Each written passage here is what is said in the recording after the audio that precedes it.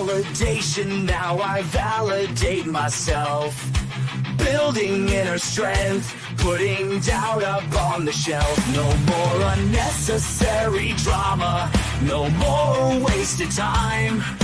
Climbing higher constantly, making my own climb. Standing on higher ground, where excellence is found. My potential knows no bounds. Raising the bar, breaking ground.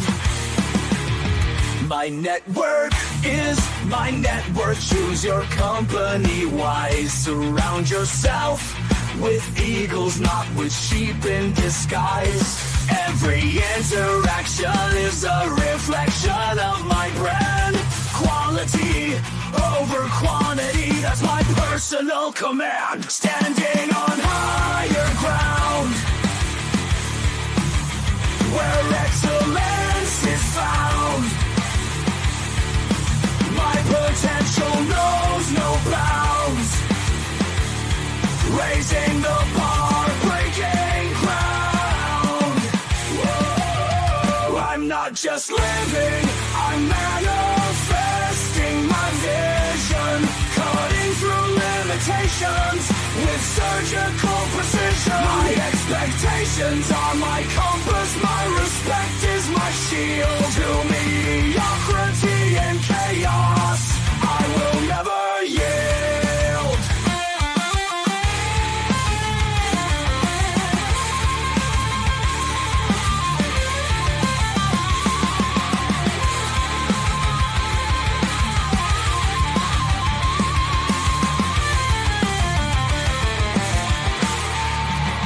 I'm not just living, I'm manifesting my vision. Cutting through limitations with surgical precision. My expectations are my compass, my respect is my shield. To mediocrity and chaos, I will never yield.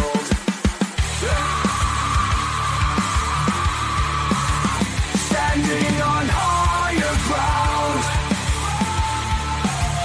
where excellence is found. My potential knows no bounds. Raising the bar, breaking ground.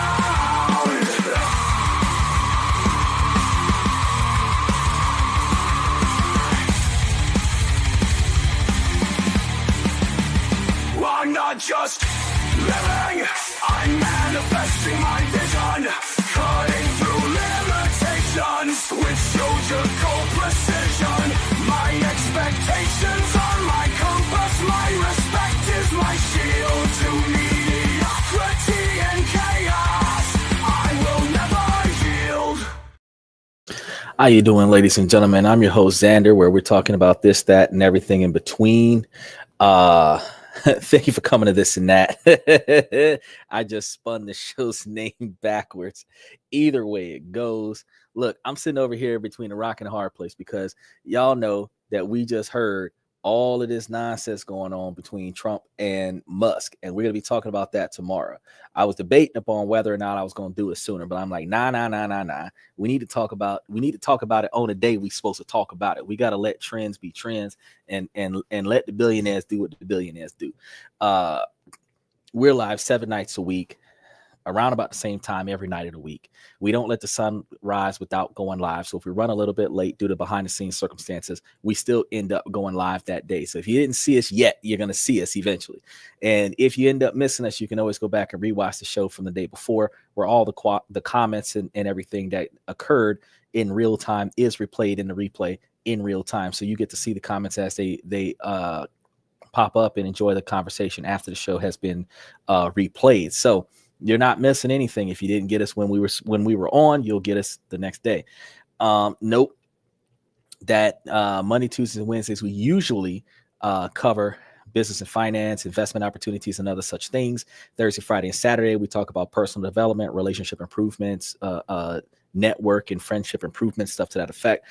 This week is going to be a little bit different because, as you can see, on Wednesday, Saturday, Sarah is going to be there on Wednesday. She's going to come live, and I'm going to get that confirmation from her come tomorrow, tonight, today, to make sure that she's going to be here on time on Wednesday. I'm going to remind her Wednesday morning that I'm going to be available an hour before the show starts, so that if she shows up at 10 o'clock Eastern Standard Time, that is 9 o'clock Central Standard Time, that we will be able to collaborate about what we're going to be doing during that hour right before the show starts, and then we'll be able to pop on, which ultimately encourages anybody who wants to be able to throw their shout outs to Sarah before the show starts, that they could pop into the by clicking the link, approving the mic, approving the camera, and bringing themselves on. They'll be in the green room where we'll be able to communicate with them before the show, and then go live potentially with everybody on the show, which might mean I might have to switch this from a 9x16 to like a 16x9 thing and get like 5 or 7 different people and spread everything out. It really depends on how you guys show your support when you come to the show on Wednesday. But note, Sarah's going to be here on Wednesday for questions and comments about dating advice. Today, we're going to be doing actions and reactions to comments from the fans. We're picking up where we left off last week because we did not get through all of the comments from last week, but we will be covering as well. So I'm going to be covering a lot of those and see how many of them we get through. If we don't finish them, whichever ones we don't get to this week, we're going to carry them over the next week and keep the party going. You guys feel free to throw your comments in. Keep your comments reasonably appropriate, specifically because we do have individuals that are not necessarily over the age of 18 that are going to come to the show and put their comments of 2 cents in. And while we respect everybody's opinion, we just want to make sure that even if we don't agree with you, that you're appropriately stating your opinions, and those appropriately stated opinions will be seen in the link above. So as you note, we will be covering that Trump and Musk debate tomorrow. So if you want to see what we got to say about it, be here tomorrow. I guess beyond that, make sure that you guys like and subscribe. Share this with somebody that you know, somebody that you don't know, because we cover a lot of controversial topics.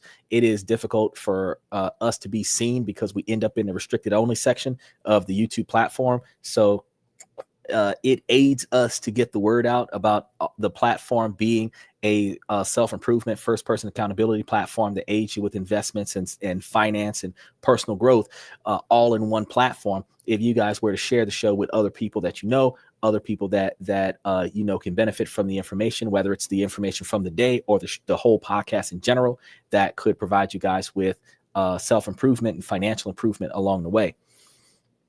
If you follow us, because as we're about to get started, I'm going to start playing these audio files. But if you follow us, like and subscribe and click that notification button. If you follow us, we're doing a dividend rotation strategy right now. And we're going to be explaining how the investments are working for us as we rotate into another month of trading. So we'll be able to tell you what the pluses and minuses have been over the past 6 weeks, and whether or not there has been more gains than losses from the dividend rotation strategy, and what the overall outcome could potentially be going forward. We're going to tell you which stocks we've traded into, which ones we're trading out of, which ones we're planning on trading into going forward, so that you can ride that wave with us. It's completely up to you guys as to whether or not you want to do it.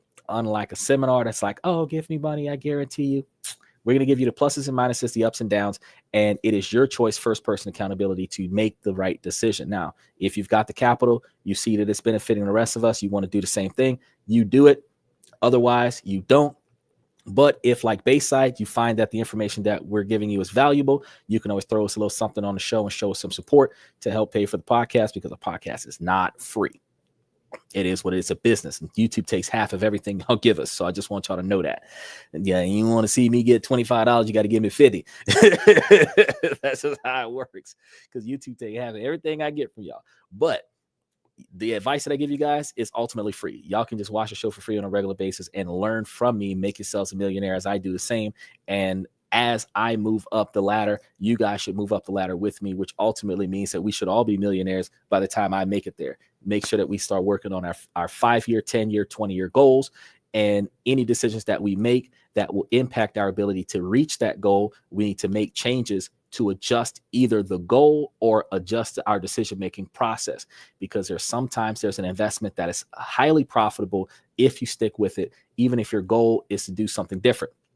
You might have to adjust your goals to make sure that you maintain that profit. There are also some ventures that we go down that are fruitless ventures, where no matter what you're doing, it's a waste of time and effort, where at best you might have a moral victory or an ethical victory, but you will lose or waste a lot of resources in getting that moral or ethical victory. You might need to redirect your attention to something that's more profitable to you when your goal is to improve your financial standards. So with that being said, let's go ahead and get started with some of these questions and comments from the fans. Pray that the audio files is working for it, because if it isn't. When I was 24, I accidentally called my boyfriend, who's also 24, by my ex's name. And now I feel like I've ruined everything. We've been dating for almost 3 months. A couple nights ago, I made a horrible mistake. In a moment of stress, I accidentally called my boyfriend by my ex's name. To make it worse, I said, "I love you." Hold on, y'all. Hold on. Has any of y'all ever been in that situation where your partner called you by somebody else's name? I don't care if it was a boyfriend, an ex-boyfriend, a friend with benefits, a family member. Have they ever identified you as somebody other than you? That's wild. I'm going to comment on that in a minute. Let's keep going. You, ex's name. Instead of "I love you," bye, I felt sick the second it came out of my mouth. I knew how it would sound, and I hate that I hurt him. I tried to explain that it was just a brain glitch and had absolutely nothing to do with my ex emotionally. Live. I haven't thought about my ex in a long time, and all I associate with him now are negative feelings. I was stressed because of something going on with my mom, and I genuinely think that's why the name slipped out. But of course, it doesn't make it okay. What's breaking my heart is that my boyfriend pulled away almost immediately. It felt like all the trust we'd built vanished in one moment, and that's been deeply painful for me too. I completely understand why he's hurt, because I'd be hurt too. But it's hard feeling like one mistake erased everything good between us. I told him I'd give him space and wait for him to reach out. I also said I'd do anything to rebuild his trust. Visit him, talk things out, whatever he needs. I've tried to be as honest, open, and vulnerable as I can be without overwhelming him. But now I'm just stuck in this limbo, and I keep asking myself, why do I always screw up the good things in my life? I know I made a mistake. I own that. I just don't know how to forgive myself or how to sit in the silence while wondering if he'll ever want to fix this with me. I'd love advice, or even just to hear from someone who's been through something similar. Like, is this fixable? Is this breakup worthy? I don't know what to do. Okay. It's not breakup worthy. I'm going to start there. So don't anybody think that I'm about to tear this woman up because she called you by another name. I've been in that situation before where my girl called me by her ex's name, but there's a more a definitive scenario to this. And I can actually attest to why he would feel hurt by his woman doing the same thing. When my girl did it, her ex was dead. There's nothing for me to feel offended by. Well, I mean, I could be a little bit offended by it because that's not my name, but it's not like I'm going to be sitting over here wondering, are you still sleeping with this guy? Because this guy doesn't have a pulse. So I did not have that hurdle to go over that this man is going to have. But she was thinking about him in the moment because the actions that I were performing at the time reminded her of an exact same scenario that she was experiencing with her ex. Likewise, this woman who attributes everything negative to her ex is experiencing a similar negative experience right now with her current boyfriend that reminds her of her ex's negative behavior. And she is so furious in this moment at her current boyfriend, the same fury that she had with her ex-boyfriend. She is lashing out on her current boyfriend the way she would have lashed out with her ex. That's why she's addressing him by her ex's name. Now, this is something that's going to happen, not regularly, but it's going to happen specifically because in relationships where you guys make it a habit to not use each other's first names, you only identify each other with pet names. And then when you get pissed off at them, you stop addressing them with those pet names. You actually, honest to God, forget what the hell their real name is. See what I'm saying? So then the first name that comes out of your mouth when you're not using pet names is going to be the name that is addressed to the anger that you're feeling. And it is not always the person that you actually care about, that you're in a relationship with. Now, would I pull away from that situation? Had the boyfriend been alive? Probably. But because I didn't have that situation, no, I didn't. I was like, oh yeah, I completely understand. And the reason why I completely understood was because like I recognized like I had a lot of similarities as this guy. I recognized that me and him had the same hobbies, me and him wear the same cologne, me and him had the same personality. So it was almost like I was a mirror image of this guy. So once and this is one of the reasons why guys don't like girls comparing them to other men. But I was aware of this. And I was aware of this going into the relationship, knowing that she lost him, and that's the reason why their relationship ended. So I wasn't offended by it at all. In fact, I went back to doing what I was doing and went back into the house and pretended like it didn't happen. But that relationship did not last. The relationship did not last because there's a large portion of her emotional attachment to me that was a mirror image of her emotional attachment to her late ex, which when her detachment to him occurred, her detachment to me occurred at the same time. So yeah, her boyfriend in this scenario is going to feel disturbed because she still is psychologically attached to the ex, because if she wasn't, she wouldn't be thinking about him. If she wasn't thinking about him, she wouldn't be able to say his name, but she's thinking about him. Now, her question, that is the true portion of this that's really important. Why does she always sabotage something that's a good thing? Self-sabotaging behavior comes from the fear of success, which leads to subconsciously doing things that you consciously know would destroy your relationship. Then after you destroy those relationships, this is a lot like self-traumatization. After you destroy your relationship and your relationship fails, you'll go back to see, I can't be happy, or see, it was never going to work out. But instead of doing those self-sabotaging behaviors, you have to find ways to communicate better so that you're ending up in a scenario where you're not sabotaging your success. Because think about if she was in a discussion with her boyfriend where she was getting upset and frustrated, instead of yelling at him and ended up calling him out by another man's name, if she would have took a couple deep breaths, walked away from the situation, got herself something to drink, Kool-Aid, orange juice, a beer, whatever, came back and sat down with her boyfriend and explained to him what was going on, she would have not had the motivation to instinctively lash out to her boyfriend, identifying him as another man. In relationships, when the breakdown of communication first is recognized, and it is first recognized when voices elevate. It doesn't matter if you're taking turns talking. Soon as one person's voice elevates in the conversation to what can be misperceived as yelling, the conversation needs to stop right there.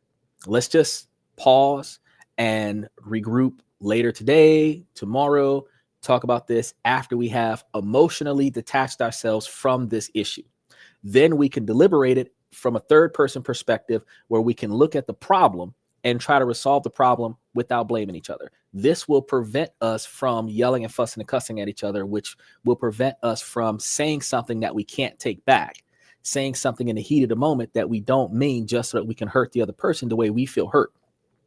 That's the first step. The second identification of the breakdown in communication is when you're both talking at the same time. So if you're not yelling, if you're about to start yelling, but you're both talking at the same time, the conversation is dead there too. If one of those two situations happen, before you get to the moment where you start calling people by the wrong name, you already stopped the conversation. You're like, look, let's talk about this later. You ain't got to identify nobody when you say that. Let's just talk about this later. Go back, calm down, come back. And when you address him, since you only address him with pet names, you know, Pookie Bear or whatever you do, Stinky Butt, whatever you do, go and address him, use his pet name and say, look, when we were talking earlier, what I seen, what I experienced, what I heard, that's what frustrated me. The situation is what bothered me. Not you did this and I didn't get that or whatever. When this happened, I was bothered by it. And how bothered was I? That's it. And then, and so skip who caused the action. Just talk about the action itself. So if he broke the dishwasher, your statement is when the dishwasher broke, that's what set me over the edge. Doesn't matter who did it, because that takes blame out of it, because you don't care who did it. The fact that the shit's broken, if that's what you're concerned about. You know, the same way if you didn't get picked up on time, it's not your fault that I didn't get a ride on time. The fact is I didn't get picked up when I needed to be picked up, and that frustrated me. You're taking fault and blame out of the situation. So how do I get picked up on time, or how do I have on-time transportation so that I don't have the scenario where I'm not getting picked up on time? If that means that I've got to take the car and drop you off, then let's do that. But I'm not blaming you because I didn't get where I needed to go because you had the car. See the difference? Now, a lot of times in relationships, people don't think about this until after they've gone to relationship counseling, marriage counseling, and then they start saying, oh, I didn't think about that. Usually, oh, it's your fault. You always late. You never come on time. You're always leaving me out there in the rain, blah, blah, blah. You. And the other person is defensive. Well, I got stuff to do. I was working late. I got caught in traffic. The roadblocks made me go a different route. All this other stuff. Oh, you always got an excuse. Do you see how that type of debate, you're not addressing the issue. You're blaming the other person because they weren't there, but you're not trying to fix the problem. If you only focus on fixing the problem, you won't have the elevated communication with the other person in a negative fashion that leads to you saying something that you regret. Now that she's in a doghouse, he has to get over his insecurities that she could have been unfaithful. She doesn't have to be unfaithful. It is his security, not hers. The same way, if a man was to call a woman by another woman's name, if a man was to answer the phone and a woman was to talk on the phone, if his girl was to call him and another woman was to answer his phone for him because he doesn't have available hands to answer the phone, all situations, a woman would be emotionally insecure that her man is that close to another woman, that his woman is listening to another woman's voice instead of listening to her man. That is the security of that person. The boyfriend ain't got no control over that. I didn't tell her to answer my phone. And if I did, that's because I trust you to trust me that I ain't got nothing going on with her. And I trust her to not say anything inappropriate when she's talking to you because she knows that you're my girlfriend or my wife. And I'm indisposed. You know, the same way a lot of us have female personal assistants because women are very good at helping when it's their job. They're just not always very good at helping when they're in a relationship, which I don't understand. Why are women like the best personal assistants by occupation, but terrible at being a personal assistant in a relationship? And ladies, comment if you disagree. When have you ever been the personal assistant where you did everything your boyfriend told you to do without asking why, without talking back, and without demanding a raise, and just followed all of the instructions to the magnitude of almost saying yes sir right away sir in your relationship? Most modern women will say that they have never done that. Again, by occupation, you would have though, because that's your job. But in your relationship, you feel like you don't have to behave that way. But that's what men need, is a partner that cooperates. Because again, the man has no problem with bowing down to the feet of the woman because that's the woman that he loves. But women have a problem with reciprocating that behavior, which leads to a dynamic that is imbalanced. Because a man must bow to the feet of the woman to make the woman feel equal to the man, but the woman won't bow to the feet of the man to reciprocate equality.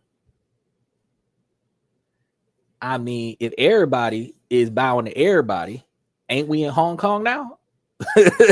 That's a cultural thing.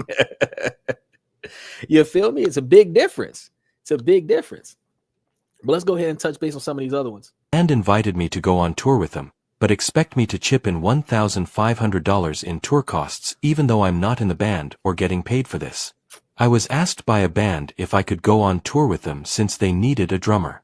They aren't big whatsoever.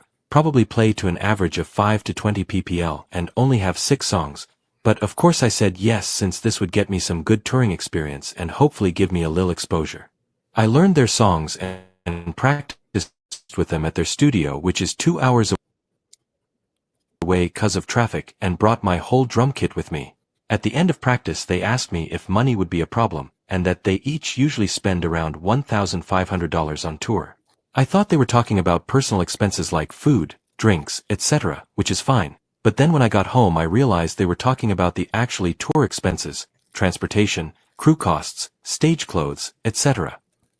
It's not my band. They had planned this tour a while before they even messaged me. They asked for my help to fill in as their touring drummer. I'm 18, so of course I don't have that kind of money, and on top of all that, I wouldn't even have been getting paid. I called the main dude of this band and told him, "Hey, I don't know if I should be paying for any of this since I'm not in the band and you guys need my help for this one tour." Of course he tries to justify it, saying, "You don't even expect to pay for where you're sleeping." Or, "Oh, well, we wanted you to be a permanent member after this," which means being a permanent touring drummer 'cause they use MIDI drums, not real recorded drums. He also would try to compare college to paying to go on tour with them, saying, "You pay to go to college so you get experience and learn. This is basically the same thing. It's not, dude. Stop bullshitting." I told him that most drummers who help a band out on tour get paid and have their expenses taken care of since it's not their band, and he started talking about how those drummer had proven themselves worthy, basically saying I don't deserve to get paid for this and should help pay for it since I'm not a super experienced touring drummer. After all that, I then realized that I'd have to buy $1,500 worth of hard shell cases for my drums, 20 pairs of sticks, extra drum heads, new hi-hat, and new hardware stands just to make me going with them possible. So in conclusion, I would have had to spend $3,000 to go on a tour that isn't mine whatsoever and wouldn't see a single penny of that again since they wouldn't even pay me. Yeah, I don't see the problem. Some people be like, "Oh yeah, they were trying to rip you off." Bro, you're a nobody. Okay. These people are going on tour. It don't matter if it's 25 people per location, 200 people per location. That's how your ass gets seen. In the music industry, especially talking about live bands, somebody got to see you playing the drums and say, "Oh, that's a good drummer." Somebody got to hear your name on stage when you're drumming so that people can say, "Oh, that's a good drummer." Think about Showtime at the Apollo, Arcedio Hall. Think about all of the other late night shows where they had a live band off in the corner, and every single show, they took time out of the show to identify every person in the band before they got to the show. Now, these people are invisible to the show outside of when they play the cutscene music to go to commercial, and when they come back from commercial, and when they play the music for the people to come onto the stage for their 15 minutes of fame. But any member of that band that is seen, "Oh, you're the drummer from Arcedio Hall, you're the drummer from Saturday Night Live, you're the drummer from the Conan O'Brien show," that's because your ass went. Okay. Think about the singers, the artists that go out there for America's Top Model, America's Got Talent and shit, and they got to pay for their own sleeping arrangements, stand out there in a line for 5 days so that they can audition. Then when they audition, they got to stay there for the entire thing so that they can get found, so that they can get that contract to be the who is paying for these people's room and board for the 6-month series to be determined as the person that's got talent at the end of the competition to get the contract. They're in that for free. They're not getting royalties from being on stage. That is the trade-off, is that you get to try out, and if you get selected, you get a big deal. The man just told you, you got to start off trying. If they like what you're doing, you're going to become a permanent member of the band. Fact is, bro, if you don't get found by another band, if this band, $3,000, and from this point on, you're going to start getting reimbursed on that $3,000. Shoot, I would be writing that $3,000 off on my taxes. I don't know what you're talking about, bro. I don't know what you're complaining about. Because yeah, it is going to cover your hotel costs. It is going to cover your transportation costs. It is going to cover your stage appearance because you're going on stage with them. It is going to cover your costumes because you're going to be wearing their costumes. Okay. And this is the cost of artists, the starving artists, the rappers, the singers. This is what they have to pay. The fireworks show, the smoke, the fog machines, the glitter, the confetti. They got to pay for all that stuff. The Titantron, the electricity, the room, the venue. They got to pay for all that stuff when they go on tour. The profits of an artist is the difference between the money it costs for them to have the show versus the money they made off of the show. So yeah, you're going to have to do it like interns do it. Work for free, pay your way to get in there. And then you're going to get the exposure. You're going to get the experience. And then once you're done with this, you either got a contract with them or you've got a reference from them to say, hey, I went on tour with this guy. You got to pay your way to fame, bro. You're not going to get there by doing it for free. Singers sing for nothing until they get paid. Comedians, they tell jokes in open mic nights in cafes and stuff until somebody sees them and offers them a paying job. They do it for free. Some people pay for that spot to get in there so that they can have their 15 seconds of fame. And then after they've made themselves known, then they make royalties off of that. But bro, you're not going to hit it big off of not spending no money. But because you're 18 years of age, you don't know no better. You just missed out on a really big opportunity. But don't think that that type of opportunity is going to come on a regular basis because they found you when their drummer didn't show up for a gig that you were located at. And bro, that was your ticket in. You should have did whatever it took to maintain that spot. Because from there, you could have ended up on a Metallica band, on a Kiss band. You could have been one of the like I forgot the guy's name, but one of the live bands that plays for WrestleMania. You could have been there, bro, but you gave up before you got started. Now, granted, you ain't got the money, but you could have negotiated something. You could have said, well, look, since I'm going to be part of the band, I'll put up the $3,000, but since you're going to make me part of the band, can you give me a percentage that the drummer would have gotten for being on the thing? Negotiate. Don't just say, oh, no, you asking me to spend too much money. You know, you could have negotiated a contract after the fact. You could have said, well, I'll put up the $3,000, but if I finish this tour with you, you need to give me $3,500. Something to say that I made me a little bit of money. Matter of fact, you could have said, well, I'll ride the wave with you. I'll put up the $3,000, but you'll have to give me a per diem, pay for my food and stuff, and then give me back like $500 or $800 at the back end on top of the $3,500 that I paid. Cool. Either way, find a way to get in there. Let's go ahead and touch base with the next one. This is how past decisions lead to future failure. My boyfriend, who is 27, is now frightened of me while I am 26. I met my boyfriend on Bumble nearly a year ago. We began talking as friends for a few months until we bumped into each other during a night out. We started a romantic relationship. I appreciate all things horror and have a very broad taste in music. Me too. Baby music nerd here. He learned all of this about me during our months-long stint as friends. After watching Sleepaway Camp last night, he started to spiral. The ending scene really bothered him and he seemed to actually be terrified, crying and asking me to close my closet doors. He then told me that he was afraid of me, of the music I listen to, the movies I love, and even the pole dance routine I've been crafting in recent months. The idea for this pole routine is a female spider who has received her bridal veil and is now on her way to eat the male mate. It.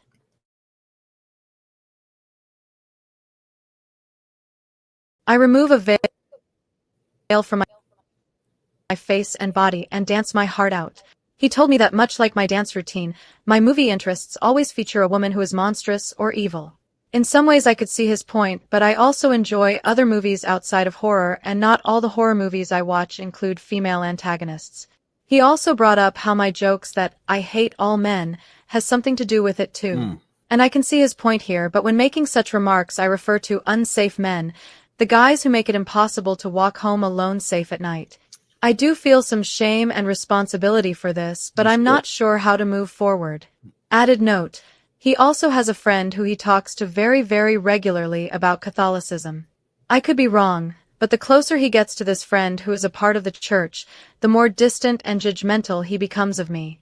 He's even thinking of converting. I'm still unsure of how to feel about all of this. Has anyone been in a similar situation? And is there any hope here truly? Edit. Hi friends. Thanks to everyone who responded. You're I welcome. didn't think this would get any attention, honestly. You're My welcome. now ex-BF actually came across this post and we talked at length. Our relationship is a bit more nuanced than what I've illustrated here. My ex-BF was actually quite supportive of me and even helped me shine when I was struggling myself. However, I expressed my concerns for his mental health and my support, but we both decided it would be best if we walked away for the time being. Hoping our paths will cross again if it should be.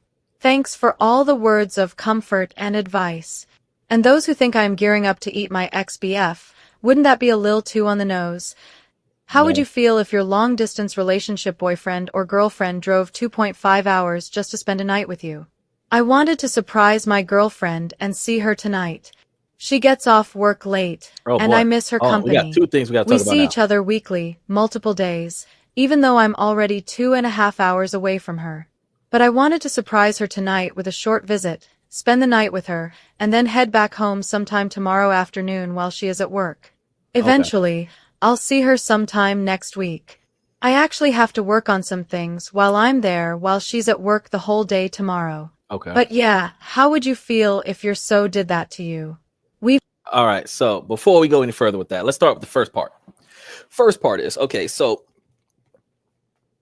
I disagree with you attacking his mental state just because he is weirded out by your entertainment choices. A person that is uncomfortable with your behavior and mannerisms does not have to be mentally unstable at all.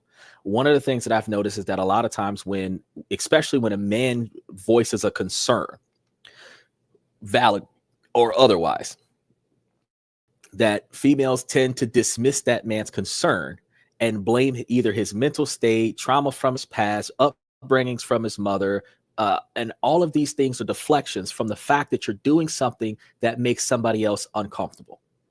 Instead of taking first person accountability and saying, look, I understand that a culmination of all of these things that I'm doing is making you extremely uncomfortable. And then stop doing it. But instead, you're making it seem like he's mentally unstable. Likewise, I also understand that individuals that become heavily involved with the church consider anything that is gory as demonic, and some of the behaviors that you're mimicking is going to be signs that you might be, according to the church, in some way, shape, or form negatively influenced by the devil, which some people believe and some people don't. But the fact is that if his religious beliefs are being impacted by your actions and behaviors, you either stop associating with him because his beliefs are going to proactively compromise the way you want to live your life, or change your behavior in his presence so that you are not offending his religious beliefs. But again, attacking him because you choose to behave this way is not okay. Now, touching on the fact that you hate all men, you're going to make that statement and then you're going to say, well, it's not all men. It is just all men that are bad men. Nobody says that. The same way people say that they hate police officers, not because they're all bad, but because they're police officers. They hate police officers because they can't tell which one is bad, because when they have had negative experiences with police officers, they couldn't tell the good one from the bad until the bad one beat them up and put them in jail for something that they didn't do. Now, a deflection, fear of past trauma, instead of them giving every police officer the opportunity to beat them up and throw them in the trunk of a car and drop them off in the middle of nowhere, they just run from all police officers. Because if they're never engaging a police officer, they're never in a scenario where there's a negative engagement with a police officer. Now, likewise in relationships, when a woman hates all men or deflects herself from all men, she has experienced something traumatic in her past, and that trauma that she experienced in her past deters her from engaging any men. And that doesn't mean that all men are bad, but she's going to avoid all men to prevent from encountering the bad men because she doesn't have the skill set to identify a bad man versus a not bad man. But blatantly making that statement that you hate all men, he's a man, so you inherently hate him too. That's going to be the observation. If I was sitting here having a conversation with a woman and a woman said that she hates all men, I'd be like, well, that's my time. Yeah, thank you for coming. I'll see y'all tomorrow, and just walk out the door. Check, please. That's one of those scenarios, right? Because she said she hates all men. Your exotic dancing routine. Well, let's touch that for a second. Women that swing on poles don't hold positive lights to men that are looking for girlfriends and wives.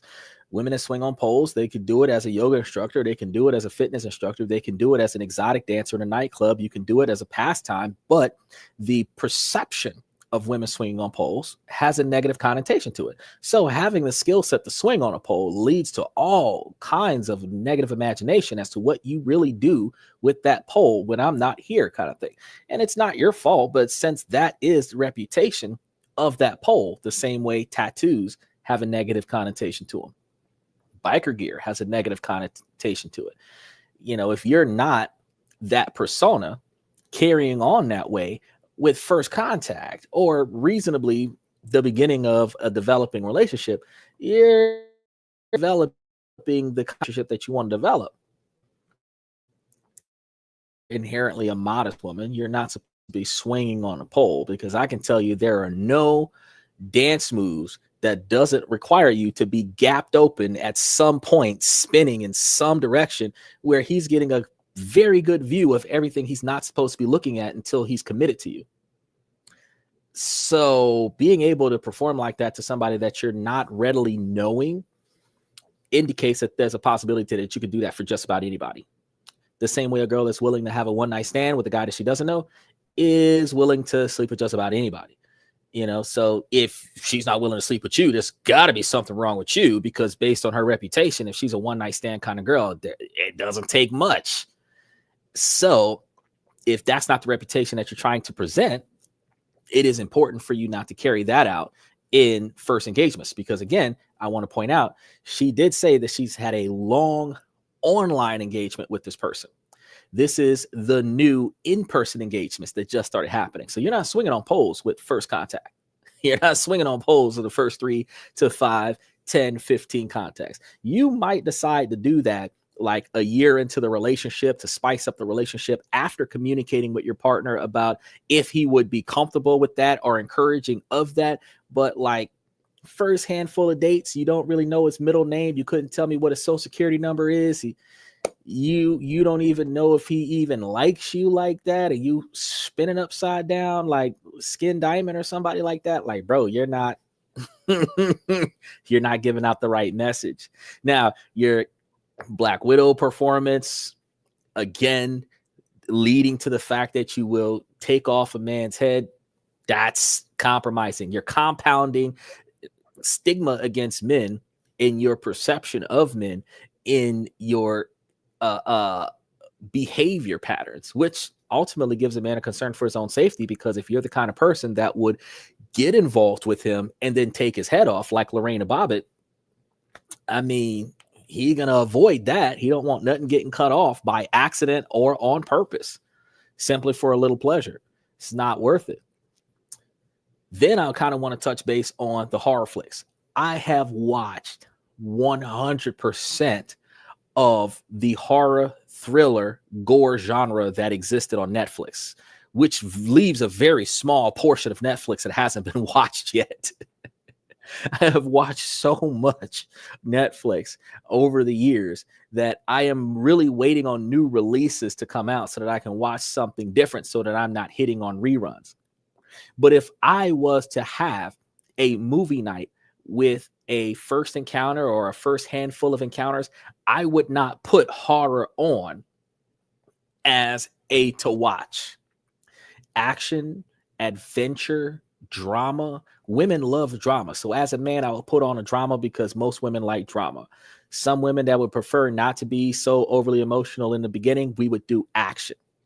But a slasher film, a slasher film where the women are slaughtering the men, and then you're going to partner that with a presentation where you are pretending like you're going to slash him, and then coupling that with pole skills, you're just setting up so many red flags. It's just not, it's not giving off the right impression.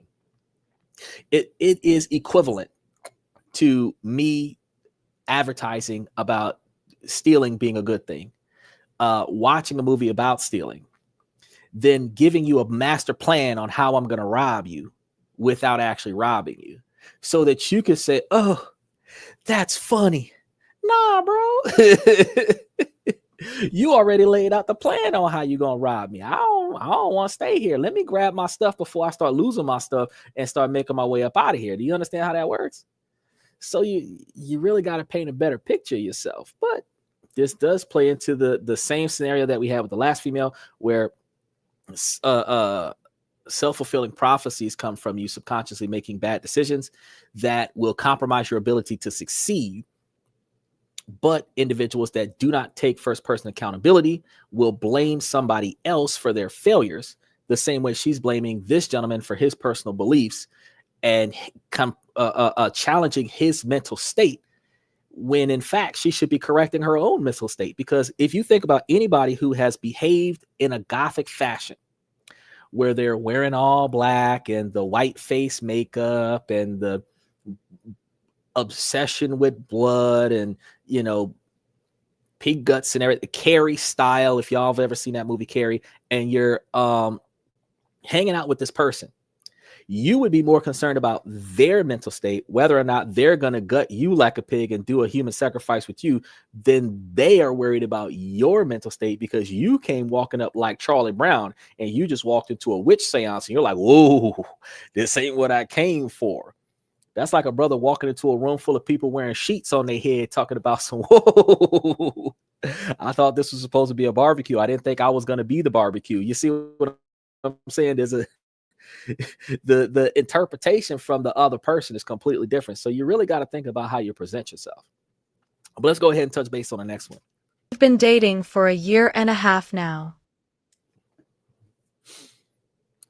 Oh, what is yes. the tip? Before I get on this one, the one that you just mentioned, spontaneous pop-ups to your partner's house. Let's talk about those real quick. Spontaneous pop-ups are good in some situations. Make sure y'all like and subscribe as y'all come through. And recognize that we got some dating advice from Sarah coming up on Wednesday if y'all see that. Consider this. If you're popping up on your partner, doesn't matter how far away, 2 hours, 3 hours, 5 hours. I used to, it was like 60 minutes. I'm going to say what the speed that I was driving is like 45 minutes, but technically it was supposed to be like 60 to 75-minute drive in one direction to get there. So like round trip, it would have been like 220, 230 in decent traffic. But, you know, I was like 25, 30 miles over speed limit. So it was like 45-minute drive with a 55-minute drive back, because I'm going to drive slower because the other person's in the car.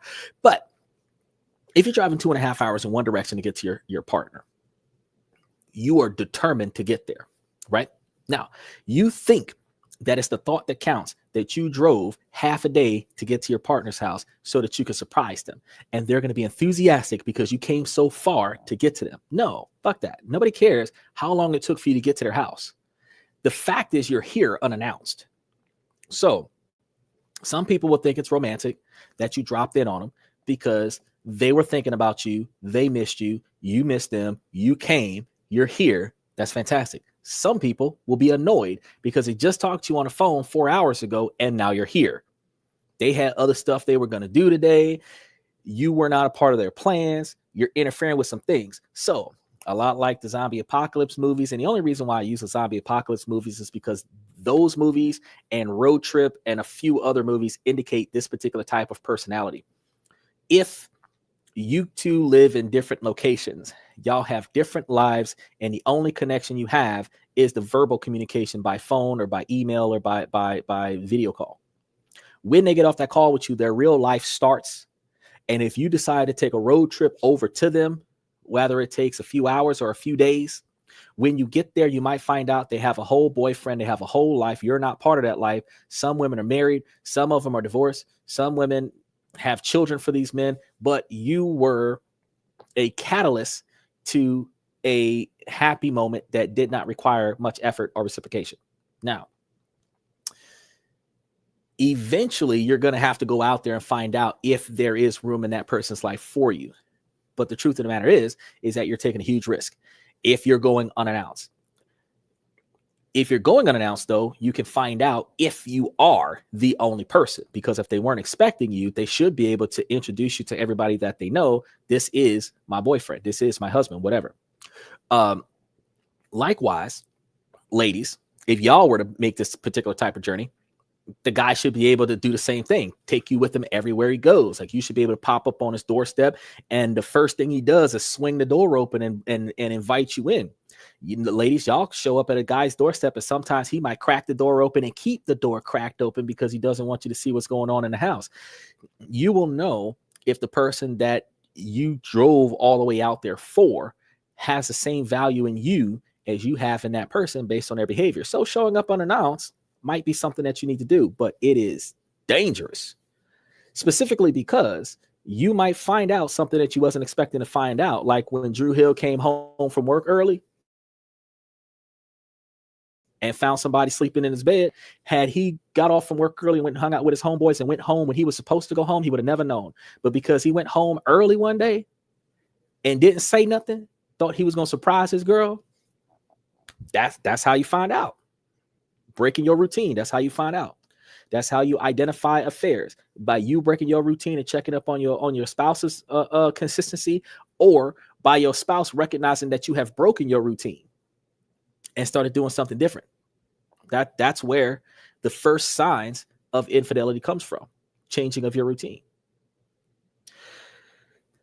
So would I do that? Well, first of all, I wouldn't really call myself committing to a long distance relationship until I've met the person in person.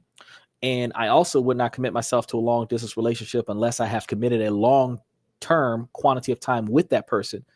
For example, if we lived in different countries and I flew out there for a year and spent like 9 months with this person, then I would commit to that person because of the 9-month in-person relationship that we have. Now, I fly back without you. Yeah, we're in a long distance relationship. But I'm more the guy that's like, bump that. If I'm flying back, I'm flying back with you.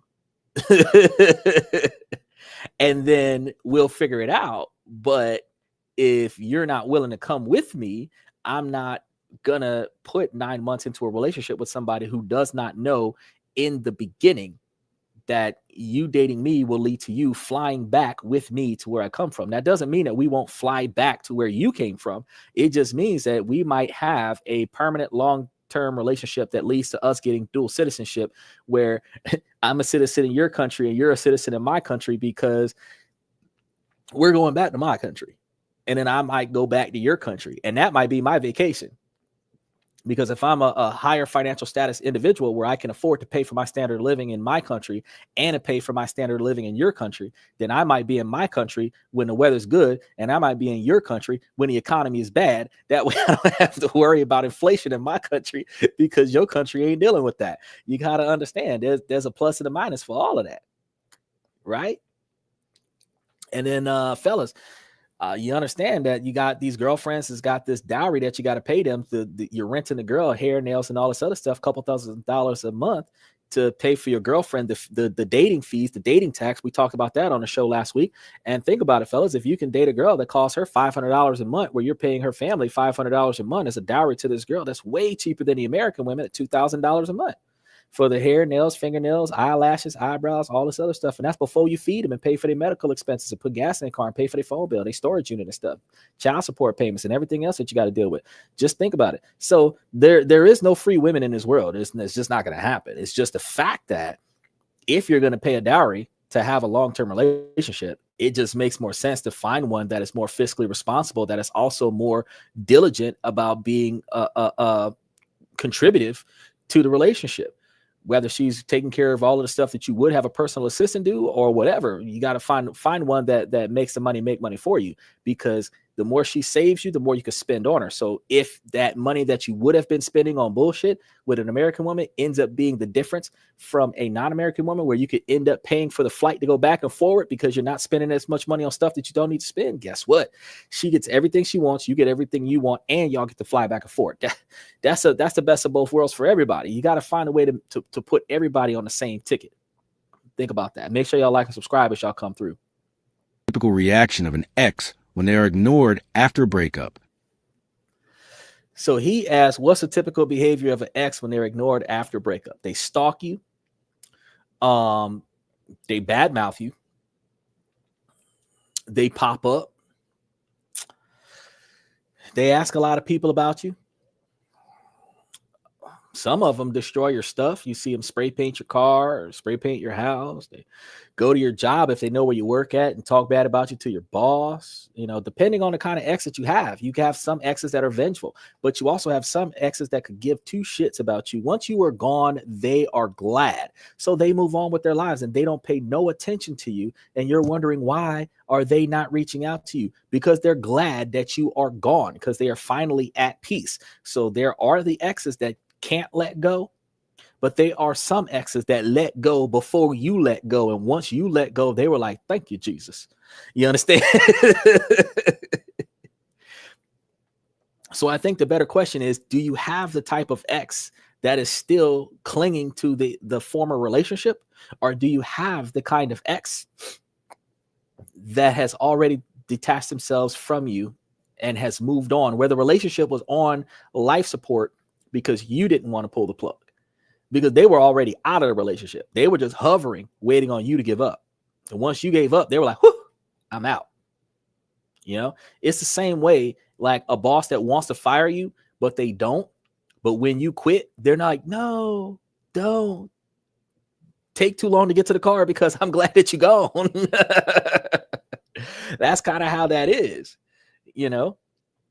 That individual where they got so much stuff that they could just fire you on merit, but you decide to quit. They're like, nah, let him quit. Don't stop him. Make him something to eat on his way out. Help him get to his car. A matter of fact, tell the staff we're going to give him a standing ovation on his way out. He going to think he getting a mic drop moment, but the whole crew is glad that he gone.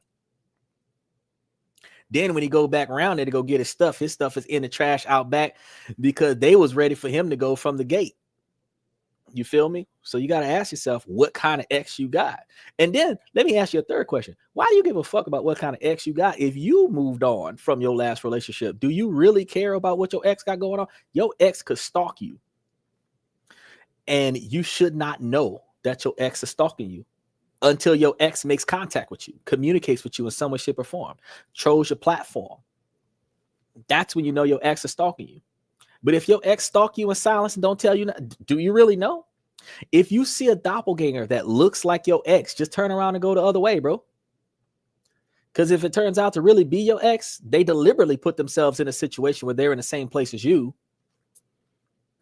Because if you've been dating somebody long enough, they know your likes and dislikes. Let's say there's a concert coming up. It's your favorite concert. Why the hell they're going to invite themselves to the concert that they know you're going to go to? Because they want to bump into you. Your favorite place to eat. Why the hell they setting up reservations for dates at your favorite restaurant? Because they want to bump into you. They want to show you that they moved on, that they're doing better without you. Why are they popping up on your job, having food where you work? Because they want to show you that they don't need you. They don't want you. So when you find your ex in society, bro, go the other way. They pop up on your job. Go on break till they leave. You feel me? It is what it is. When the situation isn't what you want it to be, you just slide. But don't sit there and try to argue with your ex about why they're here. I don't care why you're here because I didn't ask you to be here. Don't apologize to me. Soon as you realized I was here, you should have left. Let me tell you something. I had an ex pop up on my job. I treated the girl like she was my wife. Her boyfriend was so mad. I knew her food. I knew everything about her. So like she couldn't even pretend like I was a nobody because I knew more about her than he did. I didn't start no shit. I didn't use any pet names for her, nothing like that. But whenever she needed, you just looked like you needed something to drink. I brought her favorite drink. You look like you could use some food. I brought her favorite food. I know that you don't like certain things in your food, so I took that out of the thing. You didn't even have to tell me what you don't like because I already know. That was it. That was it. I wasn't mean to her. I didn't cuss her out. But this dude was like, bro, how does this man know so much about you? She could not tell him the truth that I was her ex. And it wasn't my place to tell her. I looked at him and said, hey, can I do something for you though? I mean, you here, bro. Like, let me look out for you the way I'm looking out for her. I ain't got no problem with that. Y'all both here. I don't care. And he was like, fuck that. I'm out. Because I could literally not care.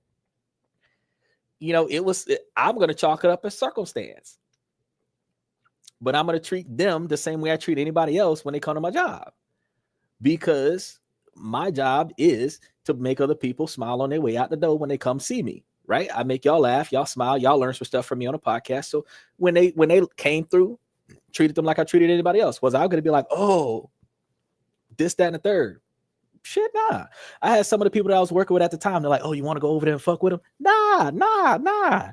We gonna make food shape it like hearts and stuff and bring it over there and start trouble. Nah. We're not gonna do that. What we're gonna do is we're gonna make sure that they're not ignored. That's what we're gonna do.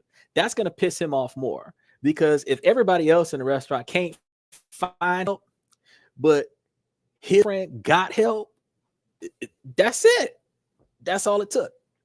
So whatever happened to their relationship, none of my damn business, but they got out of my damn restaurant real quick. Why? All I did was just make it known that I know what's going on. Now, had we been in a relationship at that time and she would have been cheating on me with somebody else, my reactions would have been the same. I ain't gonna take this man out on and go bash him in the head or nothing like that. Why? She wasn't worth it. Because if she would have been worth it, she would have been there by herself, coming to see how I was doing. I miss you. Let's talk. Does that make any difference? The difference between your ex versus your ex being somebody who made a mistake and they learn from their mistake and they coming back and they trying to make it right with you, versus your ex just being your ex and then them circling back on you just to make sure that they can get something else out of you. That's the difference between the two. Let's go ahead and touch base on the next one. How long did it take you to realize that it really is time to let go completely? Good question.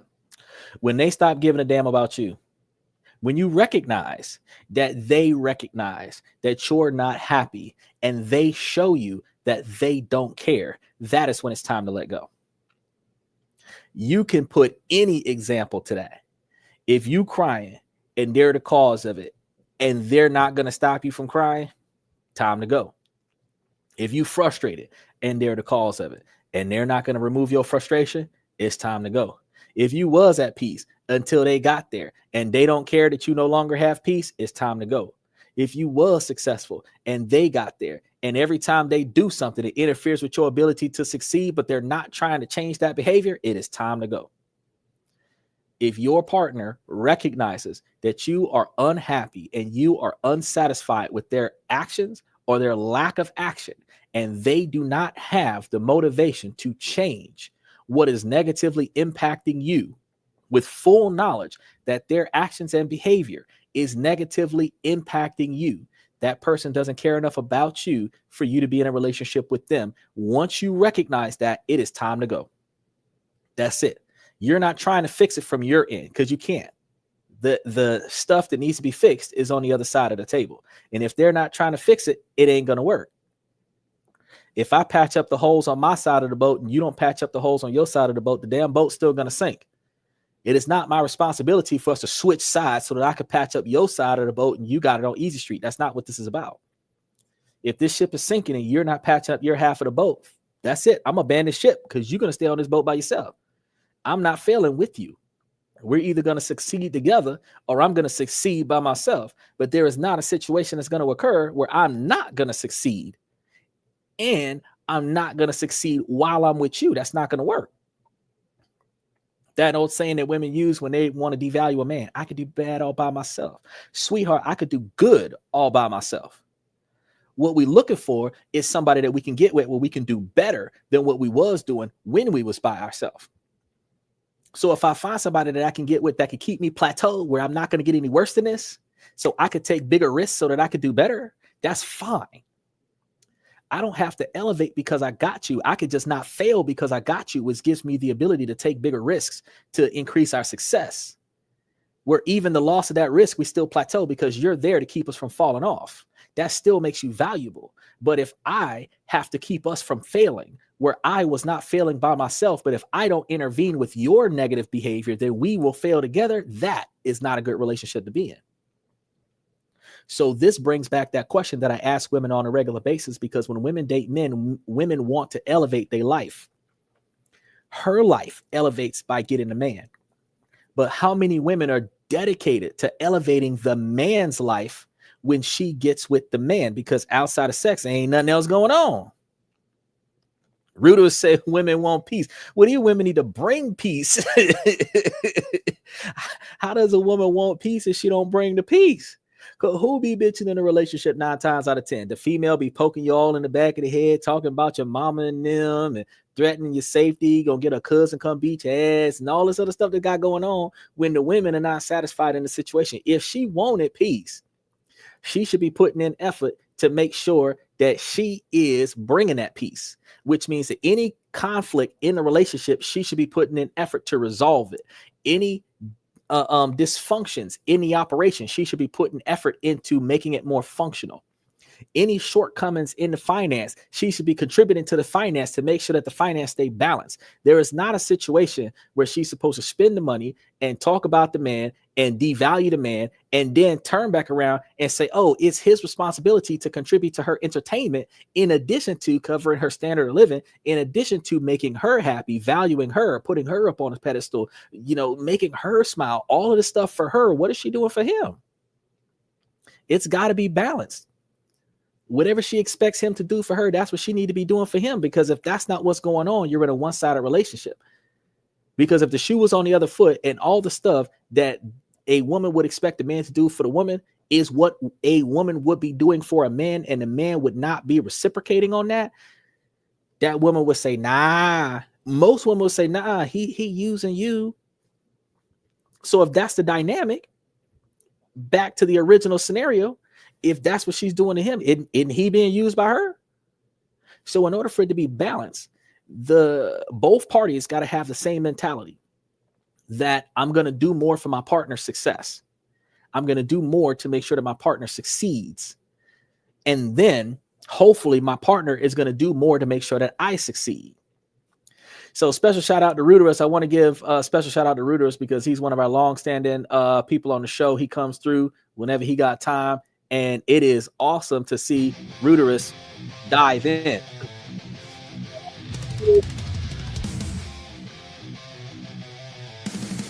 They was making a move, and they left their king wide open.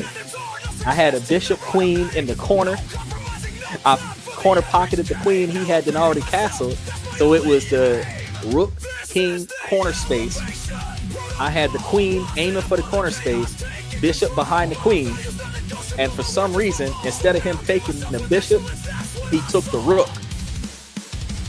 Because it was like bishop, rook, queen.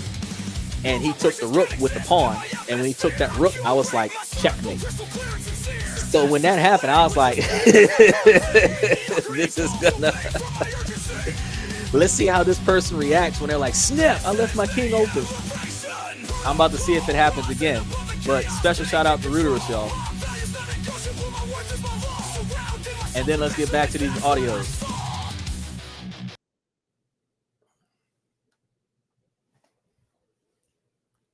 Running out of coffee. Can't get any girls anymore. Hey guys, I'm a 28-year-old man. I'm 190 and 6 foot tall. I'm brown-haired and hazel-eyed. Recently, I have found that all my moves, my conversations with women at bars, people I'm interested in, it just all leads to nothing.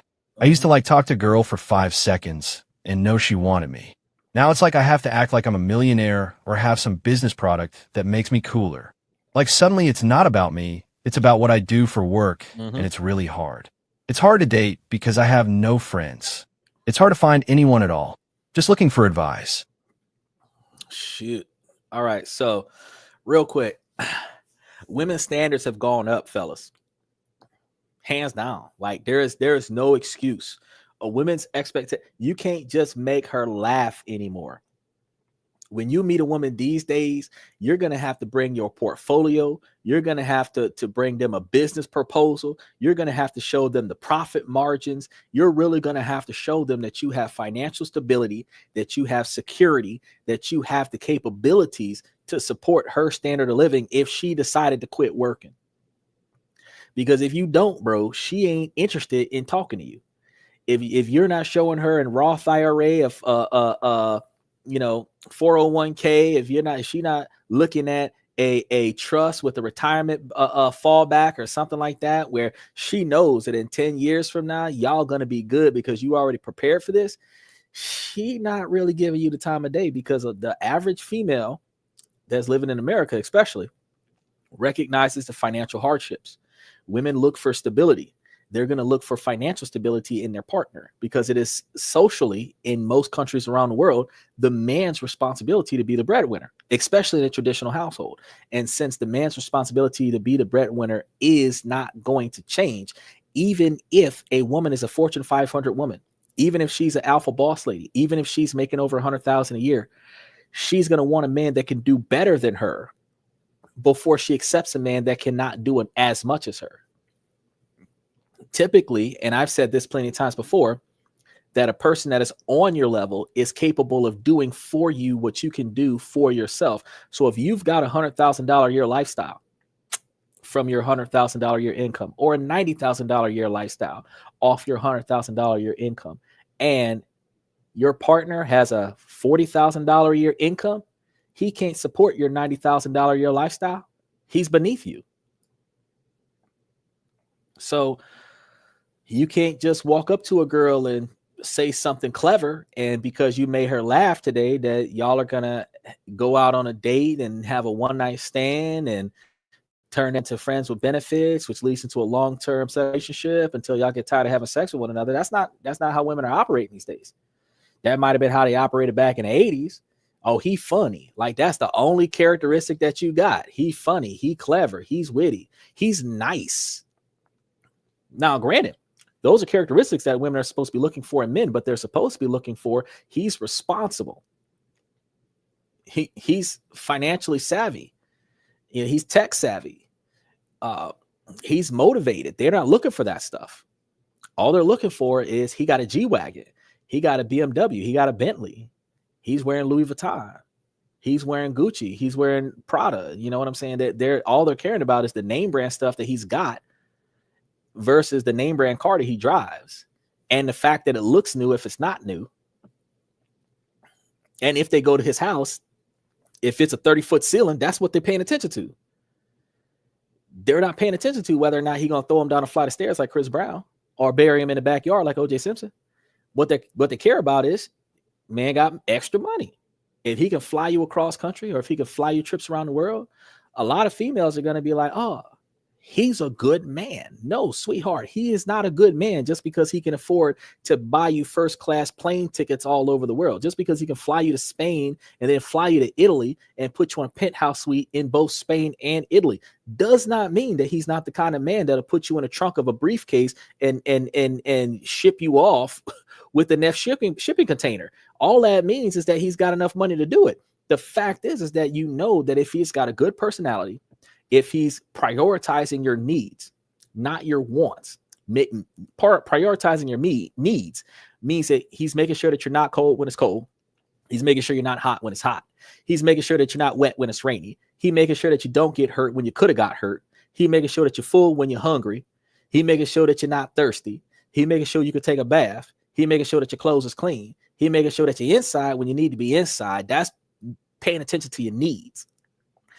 After that, when he starts catering to your desires, getting you the things that you want, if that is in line with his capabilities, but he's prioritizing your needs before that, that's a good man.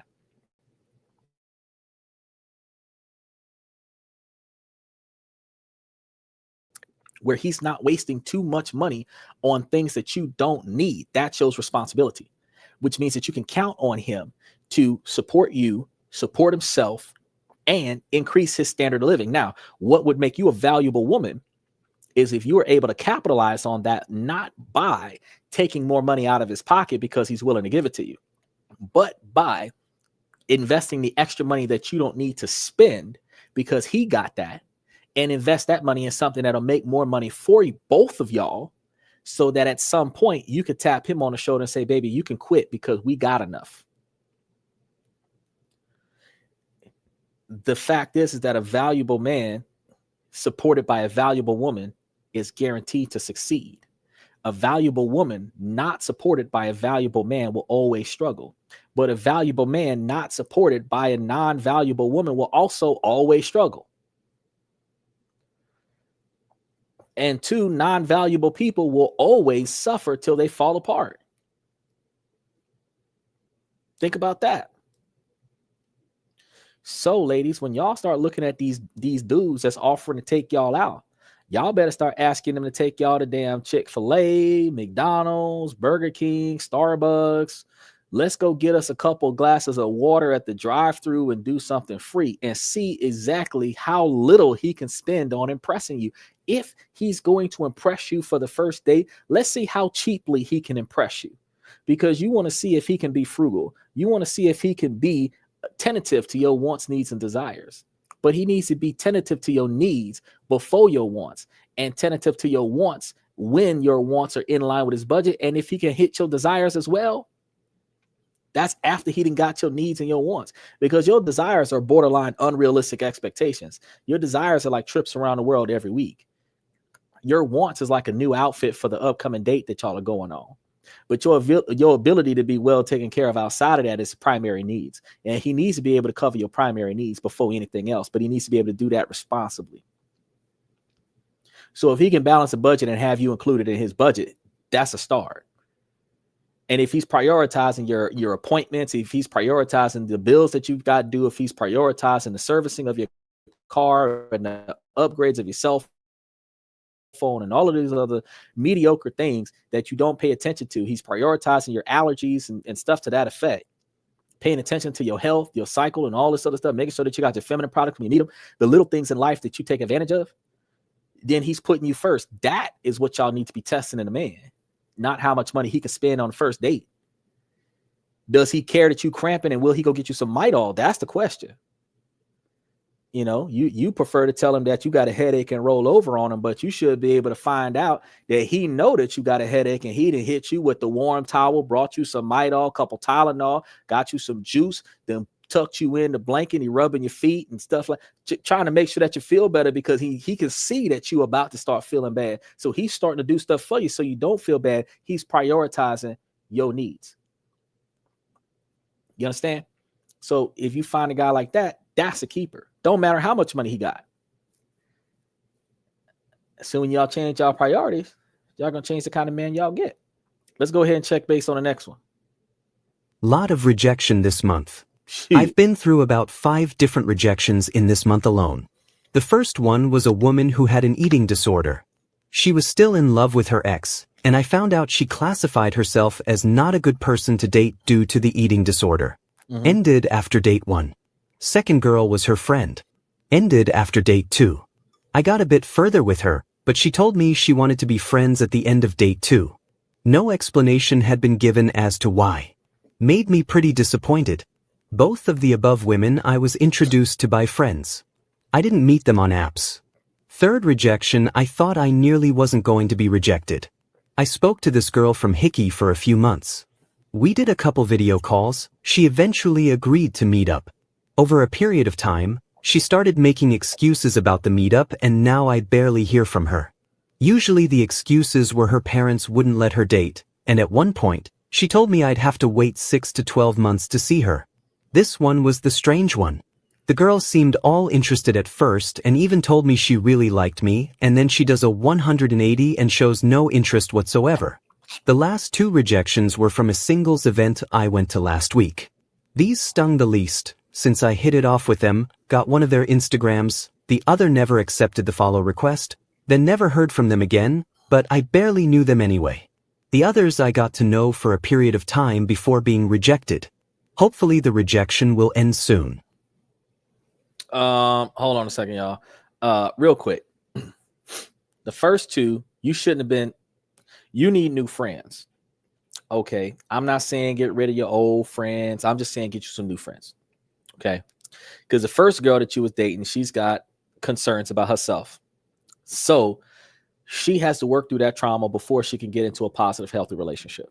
So she wasn't a good fit for you, period. Because no person, man or woman, needs to be rehabilitating somebody else's mental instability from their past relationship. If they are subconscious about themselves, if they have that type of damage in themselves, they need to work on that before they put themselves into the dating field.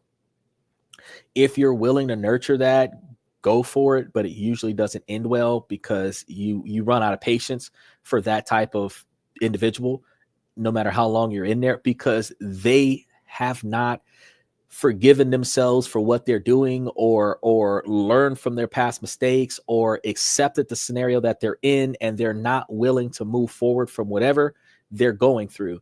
And until they do that, there's nothing you can do to help them improve or recover so that they can function reasonably normal in comparison to other individuals. So it's just not good. The second person, that was her friend.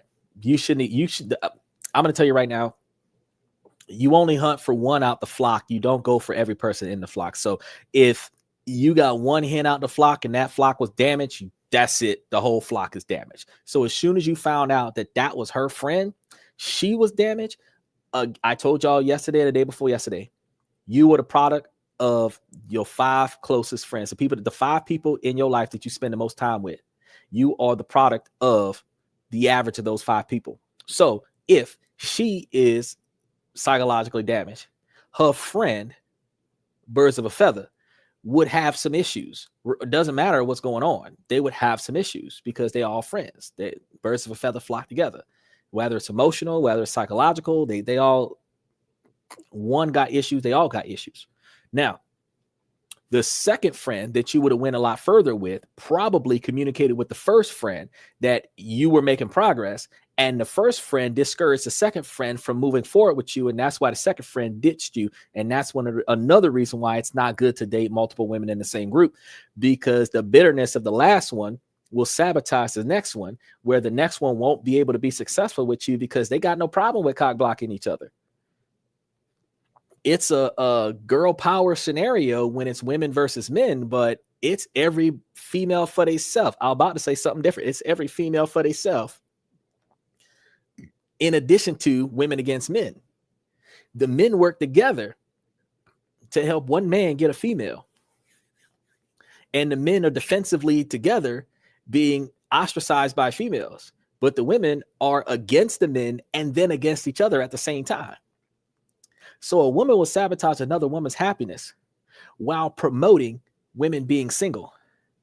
A single woman will destroy a dating or married woman's relationship while promoting women staying single. But all men promote that all men should put forth all the effort that is necessary for all men to end up in a committed relationship. Ladies, ask yourself, why is that? Every man will tell the other man, get your ass back over there and go fix that, while every woman tells the other woman, get rid of him and stay single.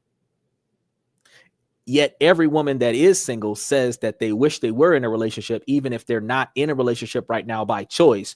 They wish they were in the type of relationship where they had that companion that did mesh with them.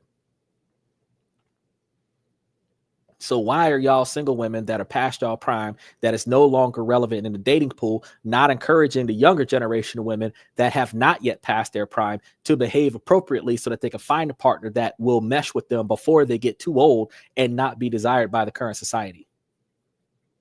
And every society is different, but majority of the societies have the same expectation that women usually between 25 and 30 start becoming expired. The closer you get to 40, the less desirable you are. Some cultures say that after 25, you're the leftovers. Some cultures say that after a certain size, you're leftovers, which means that those individuals in those Eastern countries would have to go and find them an American man that has less priorities, standards. But when a man from America goes and gets a woman from a different country, he's getting what would be considered social rejects.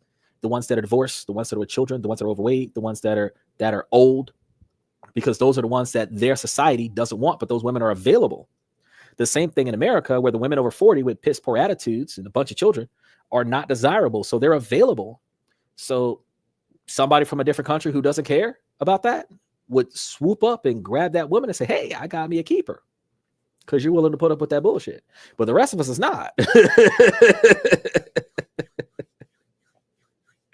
So will the rejection stop? No, it won't.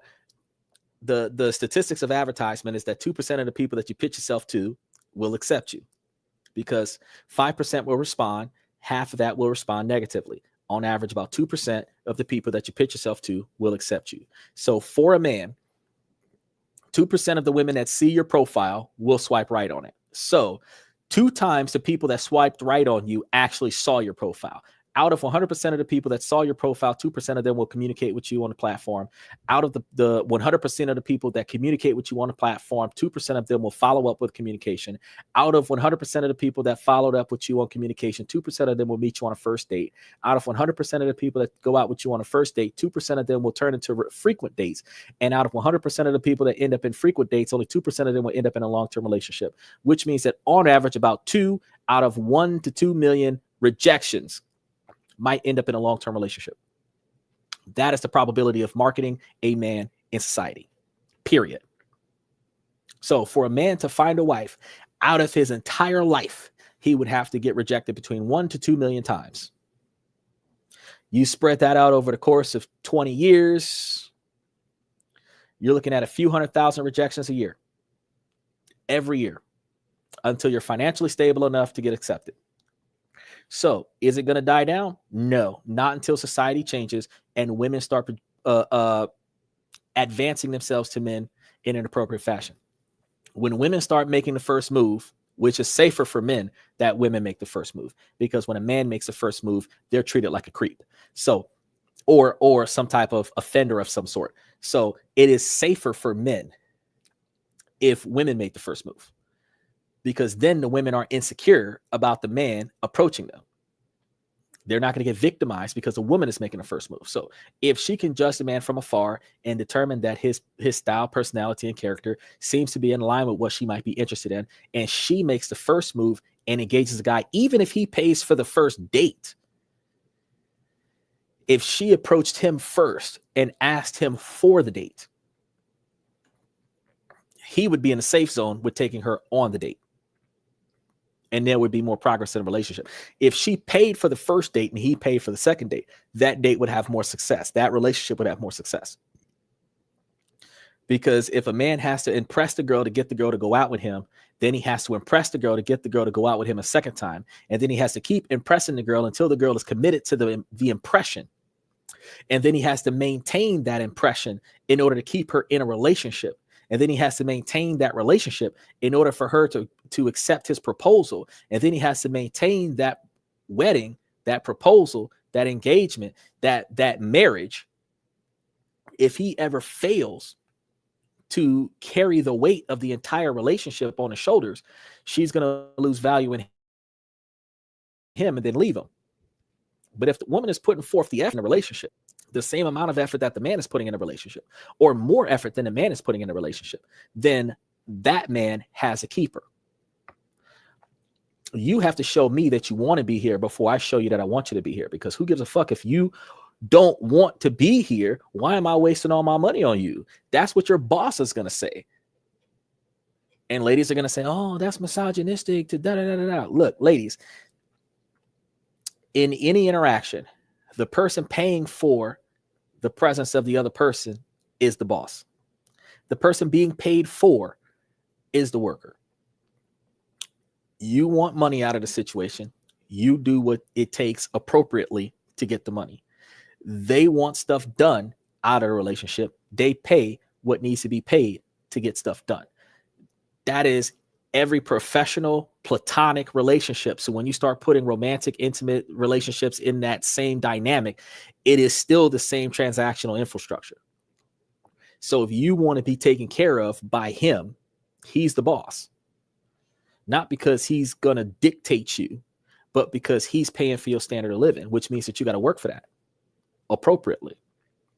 whatever personal assistant stuff that you need to do to work for that appropriately. The same way, if he worked your schedule on your job, you got to do whatever he tells you to do while you're at the job appropriately to maintain your job. So that also means that if you want to be here, you've got to show me that you want to be here more than I need to show you that I want you to be here. Because why am I spending all this money to convince you to take my money? Make that make sense. And every man that is starting to recognize that is starting to pull away from first contact, pull away from paying for dates, pulling away from buying all these unnecessary gifts to impress the girls. And the American women are being insulted by that and saying that the men are just broke. We're not broke, sweetheart. We're just financially responsible now because we're not wasting our money on impressing somebody who doesn't value us to begin with. Because if you was the girlfriend that was aiming for my financial success, where I would be making more money so that I have more money to spend on you, then that means that you would be making it easier for me to get more money so that I could spend money on you, which means you're going to get more out of me because you put more into me, which means you earn that. Again, the worker, you earn that. How do you get a bonus off of your job? You make more money for the company. How do you get a pay raise on your job? You perform a harder workload. You accomplish more for the company. So you earn more money from the company. If you're able to make more money for the company, you get more money from the company. Same thing in your relationship. The more you put into your relationship, the more you get out of your relationship. The further that your husband's money can go, the more money your husband has to go on you. That's one of the reasons why it's such a smart thing for the women in the Philippines to be the maintenance person, the housekeeper, and all these other things that would otherwise we would pay an outside source to do. She's keeping the money in-house by saying, nah, you don't got to pay an extra person to come and do that. I'll do that. All the money he's not spending on a third person to come in and do the stuff that needs to be done around the house. All the stuff that he's not paying a third person to do outside of the house. That's extra money that could go to the girlfriend, that could go to the wife for the hair, nails, trips around the world, vacations, all this other stuff. You just got to put it together in a way where you're not proactively selfish, that you are passively selfish, where you're prioritizing somebody else's success so that you can succeed off of their success. If y'all start thinking about that, instead of just focusing on how much can you get out of him, you need to focus on how much you need to put into him to get what you want out of him. You want a yacht? That yacht costs 200 grand. Make him 200 grand. He'll buy you a yacht. You want a G-Wagon? G-Wagon costs 80 grand. Make that man 80 grand. He'll buy you a G-Wagon. Women gonna say, oh, no, hell no, I ain't doing all that. No, I'll get my own G-Wagon. I'll get my own yacht. But ladies, y'all are more than capable of doing just as much as men, if not more, because y'all are not distracted by sex. So my question is, ladies, it's not that you can't get it on your own. It's, do you want to? Do you need to do that for yourself if you've got a partner that's capable of doing it with you? If you can make yourself a self-made millionaire, why can't you make your husband a millionaire? Where he could then dedicate his millions to the wife that made him that. And ladies, if y'all are financially successful by yourself, why can't you aid a man in being financially successful with you? Why is it that you're financially successful by yourself, but then wasteful when you get with the man? Why can't you be financially successful with that man? There are a lot of women that men come across where the woman is financially successful for herself. She's keeping her money to herself. Her money is her money, and his money is her money. Think about that for a second. Make that make sense. Why is it that his money is your money, but your money is not his money? Wouldn't equality dictate that whatever belonged to you belonged to him? Think about that now. And then ask yourself why relationships only last 1 year, 5 months, 6 days. Because one of y'all is not going to be satisfied and the other one's going to get tired of the bullshit and y'all are going to agree to part ways. So are relationships going to get better? Or is breakups going to get better? Is rejection going to get better? Probably not. In order for you to see more improvement in your dating skill set, you're going to have to start tapping into different countries.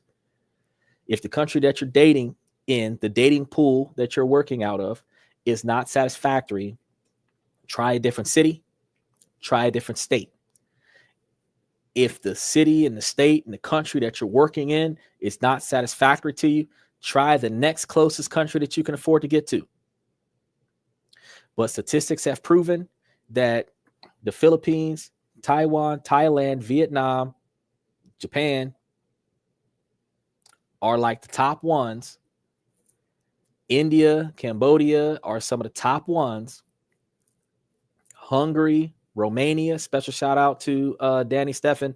Brazil are some of the top ones. That's like the top 10 right there of countries where you can go where the traditional values of a woman are still there, where they dedicate themselves to the success of the family, even if they're career women, which allows you as a man to prioritize your family and the needs of your family, including your girlfriend or your wife, so that you guys are successful together. So if you're in a country that is not one of the top 10 countries where women are still family oriented, family driven, and career successful women, go to one of them top 10 countries. You might find better. Now, how they look depends on where you go. But it ain't about how they look as much as how they treat you. Because they could be a 10 and treat you like shit, and they could be a 2 and treat you like a god. They could be a 10 and use you for everything that you got, and they could be a 3 and treat you like a king. So the same thing I tell the women, don't chase a man for his money. It's you. Don't chase a woman for just her looks. It's how she treats you. Because if you end up not being satisfied with the way you're being treated, it don't matter how much money is on the table. It don't matter how good the sex is. You are not going to stay there for long. Let's go ahead and try the next one. Guys, are you swiping right on basically everyone? Given the gender ratio on dating apps, it tracks that women receive more matches. But the volume is wild. I'm an average Jane and get 50 to 60 Bumble match requests daily. Guys, honest question. Are you just swiping right on everyone and seeing what sticks? Okay, that's a good question. Let's go ahead and touch base on that real quick. So, if you are the average individual swiping right, and yes, women do get 50 or more hits per day. I'm going to say that guys probably swipe right on 75 to 85% of the photos that they're given.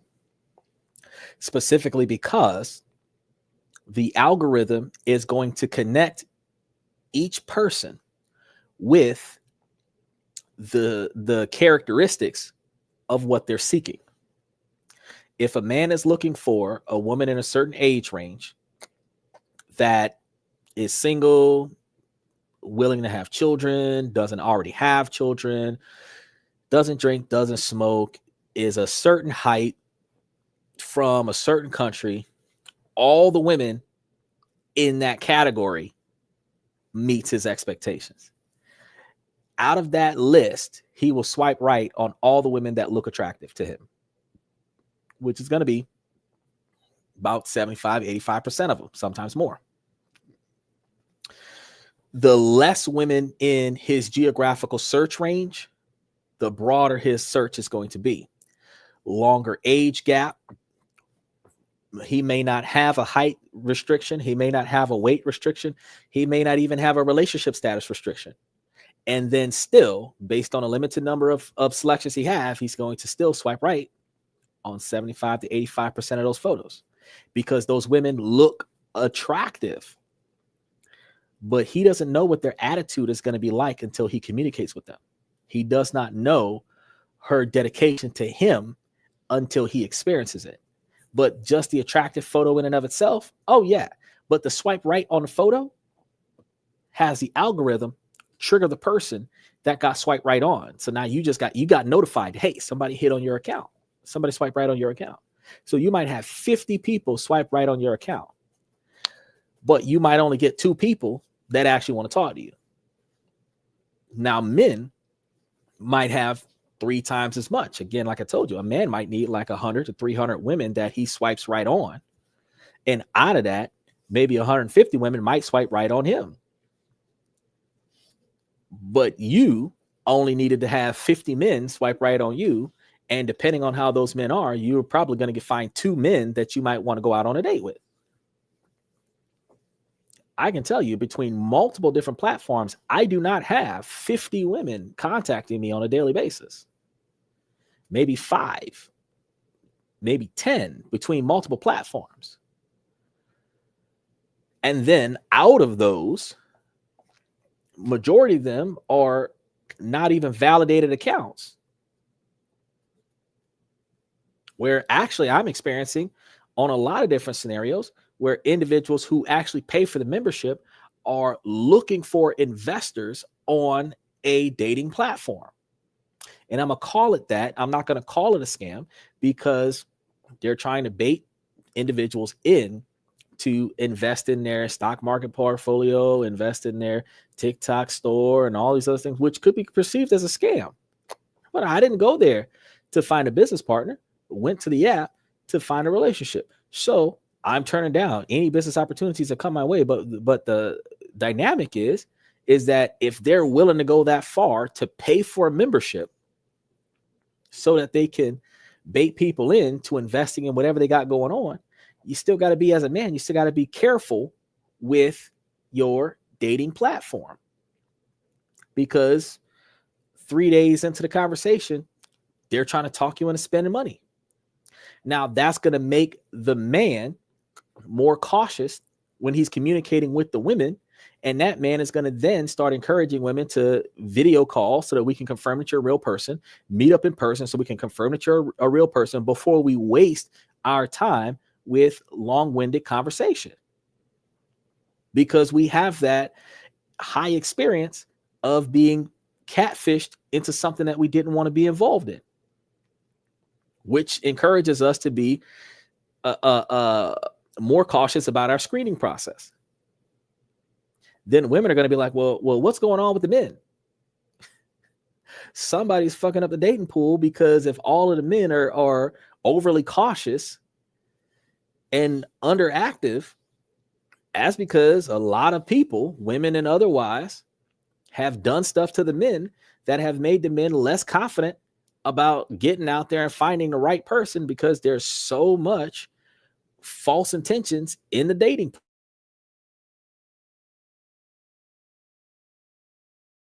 pool. But I can tell you, if you change your dating platform to something to the magnitude of requesting genuine inquiries only, if you're talking about mandatory commitment-based relationships, genuine inquiries only, you're still going to get hit with the occasional individual that is looking for a one-night stand. But you're going to get hit with less of those if they click your profile, swipe right on your profile, and then they read your bio, and your bio is like, nah, I'm looking for long-term, like for women, y'all would have to say sex after marriage, long-term commitment guaranteed, inquiries only. Something like that, where they just know they're not sleeping with you until you put a ring on the finger. So now that man has to think, do I really want to get in a relationship with her? You see what I'm saying? Or was I really looking for a one-night stand? If I was looking for a one-night stand, she's like, nope, sex after marriage, she's out, right? Which reduces the quantity of people that hit. But the people who do hit are like, I don't care about that. I'm trying to find a long-term companion. Doesn't mean that you're going to stick to that. But if you put that on a bio, you're deterring all of the negative attention that will come from looking for a good time, right? Likewise with men. You're looking for a long-term commitment, marriage-based, marriage-driven dating, serious inquiries only. There's other things that a man could put up in there that if she's willing to meet this, she's going to swipe right on me. If not, she's going to swipe left on me. Now that's going to reduce the quantity of hits that you get. But the quantity of hits that you get really want to fuck with your shit. And on that, when you do start communicating with those individuals, those are the individuals that will respond to you in a positive fashion. Got to think about that. So might want to update y'all social media platforms instead of putting stuff up there about the birds and the bees and how you like to travel and you're looking for a generous man and all this other stuff. Change up your profile and put some unique stuff up there where people be like, oh, damn, look at this profile right here. Like, and see how well that works for you. It don't matter if you get far less hits than what you used to get. It is the quality of the hits that happen when you do get those hits. That's what you need to be paying attention to. Because would you prefer to weed through 300 non-relevant connections? Or would you prefer to only have 3 relevant connections that really went pretty far before they failed, if they failed? Think about that for a second. Make sure y'all like and subscribe as we keep going. I think my wife is seeing someone else. Oh, shit. I'll keep this short. My wife has been on her phone constantly. She's always tapping so fast that I know she's speed texting. While she was tapping her phone last night, I heard her say under her breath, "I'm gonna get you, my sweet la boo boo." I'm devastated and don't know what to do 25 years together. Okay.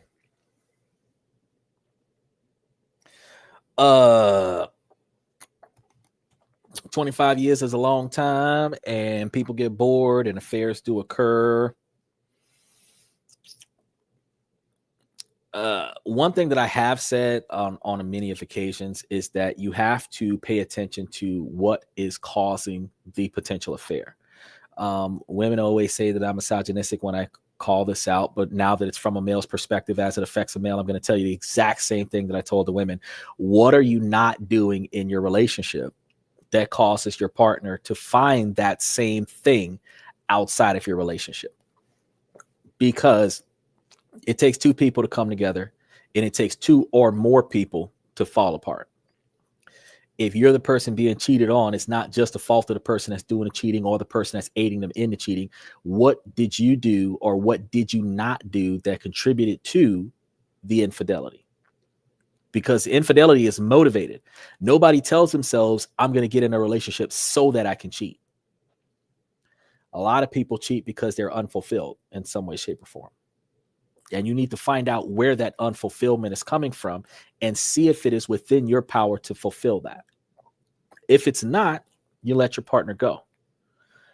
But if it's something that you're not doing, or if it's something that you should have been doing that you forgot to do, or something that you are doing that you need to stop doing, fix that. You're hearing her starting to develop an emotional connection with somebody on social media. You don't put a stop to that by fussing and cussing at her. Talk to her. Find out what connection does she have with this person and why does she develop that connection? What is she missing out of her marriage that she is finding this fulfillment online? And then see if you can bridge that gap. If you can rekindle what gave you guys the undivided attention towards one another, you can get back that undivided attention where she can no longer seek that fulfillment outside of your relationship. So, keeping it short for you, brother, if you're hearing her starting to find interest and express interest in somebody else on the phone, you need to just pull her aside and say, look, I heard what you said last night. I need to know exactly what's going on with you that you feel that you need to do that with that individual. And they're going to make excuses. Oh, no, I was just playing. Da, da, da, da. Look, I don't care about your perception of it. I understand that you are getting fulfillment through social media communication. That's what I understand. I'm not concerned about the other person. I'm concerned about why you don't feel fulfilled in our relationship to the magnitude that you are seeking that fulfillment in the other relationship. Do you see how that communication, you're not accusing her of cheating. You're not accusing her of violating the sanctity of your marriage. You are telling her that you recognize that she may feel unfulfilled and she may be seeking that unfulfillment to be filled somewhere else. And you are trying to find out what can you do to rectify her lack of fulfillment in the relationship. That line of conversation clearly communicates with her that you recognize that she has needs that are not being met, and you are proactively trying to find out if you can meet those needs. So you're not accusing her of nothing. You're not blaming her for nothing. You're not having a pity party with her or nothing like that. It's like, look, if you're not satisfied with my services, what can I do to make you more satisfied? That changes the whole dynamic. Because if you only hold that mentality when you're being paid on your job to convince the customer to not change services with somebody else. Treat your relationship as if you're the resolution section right before they terminate the contract.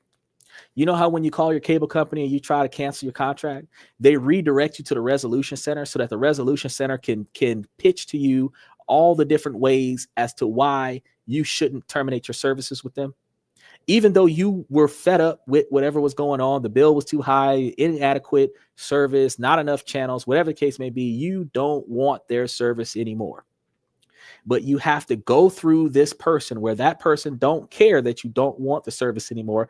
Their goal is to convince you not to give up the service.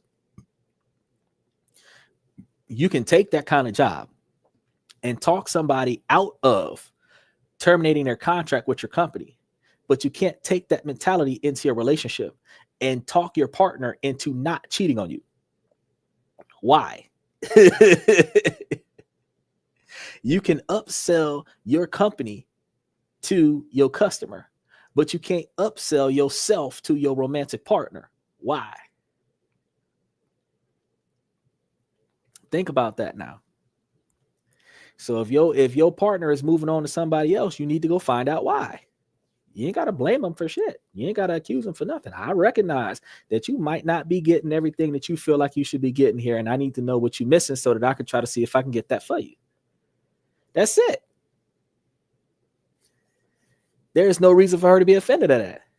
Because if you are fucking up, if you are not doing what you were supposed to do, if you are doing too much of what she expects you not to do, you are giving her the free will, the free reign to tell you exactly what her major malfunction is so that you can either fix it or not. But running up in your partner's face with the how dare you? It's been 25 years. Who cares?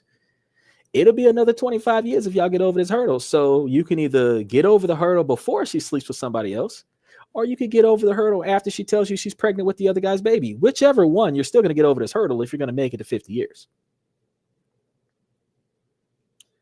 50-year-long marriages, and you can't say that one of your brothers is not a half brother in between your older sister and your younger brother. You can't tell me that some families ain't like that.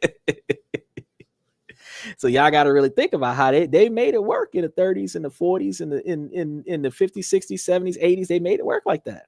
50-year-long marriages with children along the way. I'm one of many siblings. Most of them from the same parents, but some of them are half siblings. And I recognize that. And with half siblings along the way, you recognize that one person did not have a singular track. Doesn't matter which one it was. So let's go ahead and touch base with the next one. We got a few of these. 32M, am recently divorced from my partner, 28F, and I feel terrible about it. We were together for 8 years total, but married for 3 years. I genuinely thought we were doing good before we moved in together May 2021 and took that initial step to buy a house because we were engaged, got married in 2021, and had done plenty of work on the house to make it our home. Fast forward 2 years to make it June 2024. Like any married couple, we started to have issues due to poor communication, house renovations, expectations. The whole 9 yards, if you will. I struggled with finding work due to construction, painter here, and was working dead-end jobs. Got laid off a bunch due to winter slowing things down. Used savings to afford bills. I didn't mention any of this to her because as a man, It's my responsibility to carry the weight. Yep. Absolutely not true. It wrecked me mentally and made things typically not issues into issues.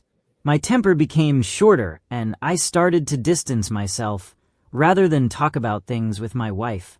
In May 2024, my wife came to me and said she wanted to talk about something. Immediately my stomach dropped and I felt sick because I knew what it was about. Yep. She mentioned to me how she wasn't happy and felt disassociated with a lot in life. We talked, I got upset. She was crying, and things got said that I shouldn't have said. She said it'd be best if I left a few days to let her gather her thoughts. I did just that, and stayed with family for a few days, went back home, and she felt better. Fast forward to a few months ahead, and we started having problems again. Same things, different days. She mentioned about therapy, and I started to go see a therapist. Now I knew I had a ton of childhood trauma, like most people, but it was bad. She never wanted to go with me Give me a because second, she Izzy. only saw me as the problem. We tried for months to make things work. To no avail, she filed for divorce. I still tried to do whatever it was I thought best to keep holding on to the marriage. A lot was reciprocated, but 60% wasn't. Family slightly got involved and kept telling each of us that it's part of marriage for this to happen, and we just couldn't see past things. Now we're fully divorced. She kept the house, the dog, furniture, etc. while I was forced to move out and deal with all this grief. We have been texting since I left Sunday and been more open about things compared to before. It's like now that we're not face to face, we're more comfortable to say things.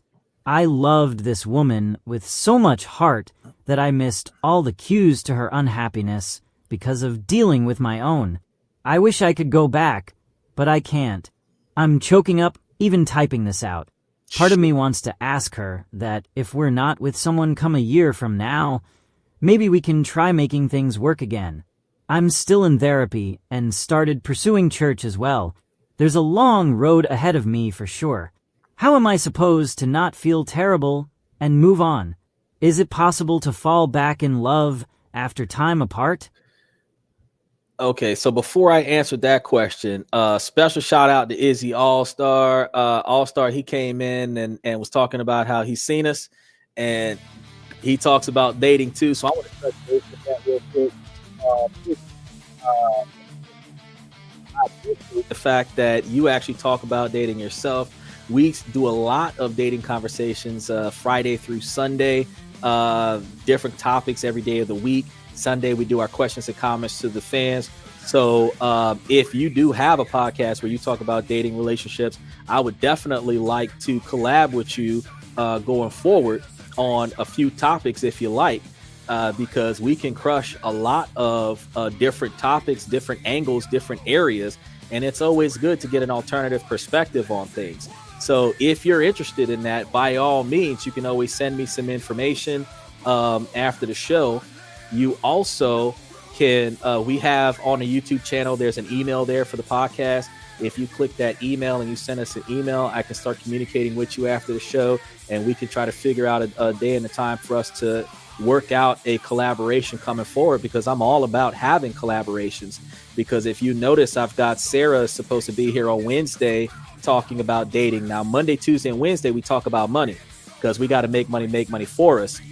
And then after that, Thursday, Friday, Saturday, we talk about how to improve ourselves, improve our relationships, improve our interactions with people, and how we allow people to interact with us.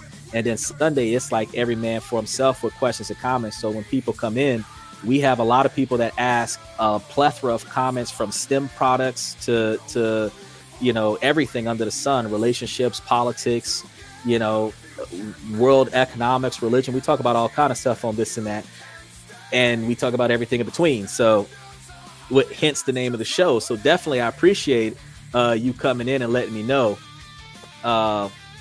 It is definitely good to see that I managed to spark a nerve on somebody's podcast. Because one of the things that I said back in 2023 when I started doing this is like, man, as an up-and-coming podcaster, I want to make it a habit of having guest stars coming on to the show and talking about different things on a regular basis. And I just never could find people who would respond to my podcast because my podcast is so small. I got a little under 30,000 subscribers. So, but it's also hard to find me because a lot of the topics I cover are controversial. So because they're controversial, whether it's a sensitive topic in politics, religion, gender inequality, social inequality, because of that, YouTube tends to put a lot of my stuff in the restricted area. But because today we're lightheartedly talking about women's empowerment with the SEOs and the hot tags, apparently we mainstream today.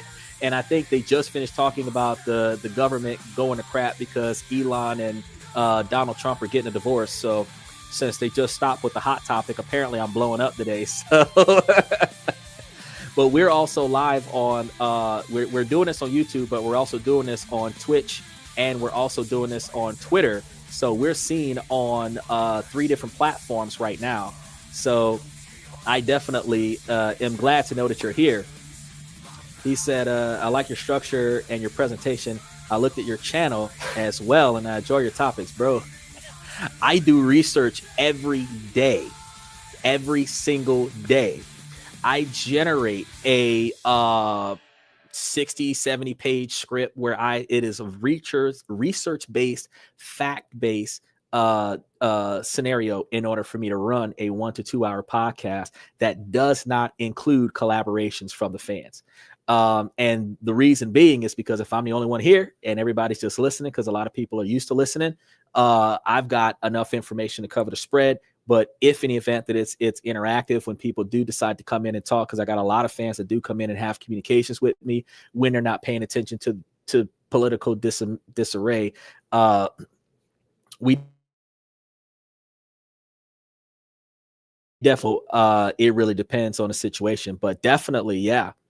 He said, I'm all for controversy. My whole perspective is controversial and authentic. Now, the problem you're going to have with controversial content, especially when you have the hot tags and SEOs for your podcast to be controversial, YouTube is going to put you in a restricted 18 and over only scenario, which means that a lot of us have to continue to promote on our channels for people who don't have VPNs active to go into your YouTube settings, scroll down to the restricted mode on your Android, iPhone, or your laptop or tablet, and turn off restricted mode, and you will find so much more awesome information on YouTube that you otherwise would not have information for. YouTube put that into action, I want to say September of last year that I'm aware of, right after Facebook and Instagram and all those people got sued so that they would not get sued. They don't demonetize platforms anymore like they used to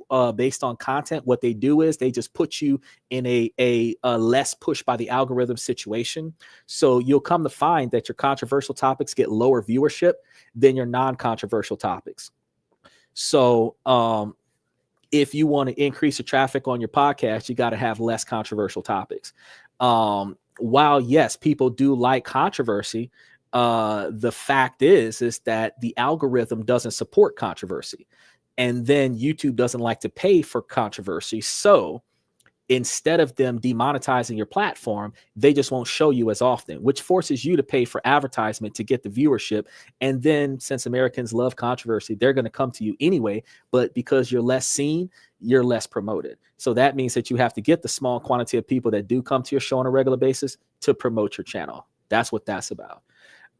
He said, oh, wow, I have to check that out in the studio. Look, hey, okay, so it is not in the studio. It is in your YouTube account from the viewer perspective, not in the YouTube studio, in the viewer perspective. So you would have to go to your channel and then go to your settings for the customers that are watching it, not the content creators, and then turn off restricted mode so that you can watch more stuff because it's not in your YouTube studio. So, which is a different thing. And I did that when I covered the show about VPNs. I told everybody about that before I started talking about all the controversial stuff. And then every now and again, I try to remind some of the people that come through that this is what's going on. But here on This and That, we cover all kinds of factual information, and we cover all kinds of stuff that people can learn about, even not just, business and finance and investments, politics and other stuff, but we talk about everything under the sun that could positively improve your decision making and positively improve your ability to be successful. So with that, I definitely want to follow up with you after tonight's show. I got a couple of contracts in like 15 minutes, 10 to 15 minutes.